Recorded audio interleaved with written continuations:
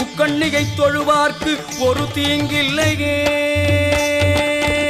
எப்போதும் உனை எண்ணி ஏங்கும் ஏழை முப்போதும் வழிகாட்டம்மா.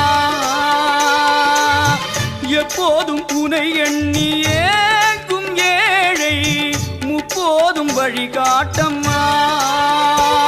நான் இளநீரை கொடுக்கின்றேன் ஏற்பாயம்மா. என் பழி பாவம் அதையெல்லாம் தீர்ப்பாயம்மா. அருகினில் அழைப்பாயம்மா என் தாயே, அருகதை கொடுப்பாயம்மா. உந்தன் திருவடி தஞ்சம் அம்மா. நீதானே கதி என்றே